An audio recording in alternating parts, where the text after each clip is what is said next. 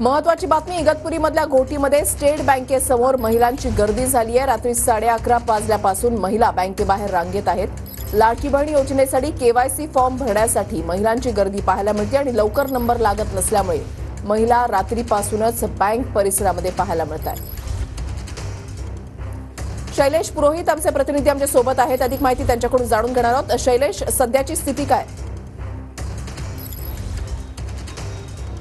मनुश्री, तसं जर पाहिलं तर गेल्या 3-4 दिवसांपासून या ज्या महिला आहेत या महिला येथे बँकेमध्ये केवायसी करण्यासाठी आणि आपले आधार अपडेट करण्यासाठी येत होते आणि फॉर्म भरण्यासाठी येत होते। मात्र 3-4 दिवसांपासून इथे बँकेत जे आहे ते कर्मचाऱ्यांची कमी असल्याचे सांगितले जाते। त्याच्यामुळे ज्या बाहेरगावून खेडोपाडी 30 ते 40 किलोमीटर लांबून येणाऱ्या ज्या महिला आहेत त्यांना शेवटी नाईलाजाने त्यांच्याकडे पैसे नसल्याने आणि येण्या जाण्याचा खर्च त्यांना परवडत नसल्याने त्यांनी येथेच रात्री मुक्काम करण्याचे ठरवले। त्या 70 ते 80 महिला ज्या होत्या त्या रात्री येथे आहेत त्या मुक्कामी थांबल्या होत्या। त्यांनी येथे जेवणाचे आपले डबे येथे आणून येथे जेवण केले आणि थांबले होते। पहाटेही पाहिलं तर महिलांची गर्दी वाढत होती आणि आता सकाळी 10 ते 11च्या दरम्यान महिलांची आपल्याला मोठ्या प्रमाणात जी आहे ती गर्दी पाहावयास मिळत आहे।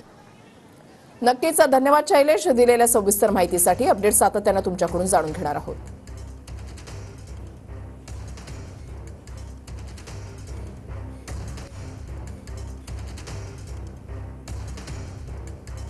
तरी दोन दृश्य आपण पाहता बँकेसमोरील काल रात्रीचं चित्र आणि महिलांची बँकेसमोर आता सुद्धा गर्दी जी आहे ती वाढलेली आहे आणि 30 ते 40 किलोमीटर लांबून या महिला ज्या आहेत ते येत असतात। मात्र या ठिकाणी बँकेच्या बाहेर काल रात्रीपासूनच महिलांची गर्दी पाहायला मिळते आणि त्यांनी मुक्कामच या ठिकाणी केलेला होता। स्वतःसोबत डबे सुद्धा त्यांनी आणलेले होते आणि आता 10-11 वाजल्याच्या नंतर आता ही गर्दी जी आहे ती आणखीन वाढलेली आहे आणि बँकेबाहेर लांबच्या लांब रांगा ज्या आहेत त्या महिलांच्या लागलेल्या आहेत। इगतपुरीमधल्या घोटीमध्ये स्टेट बँकेसमोर महिलांची मोठी गर्दी पाहायला मिळते।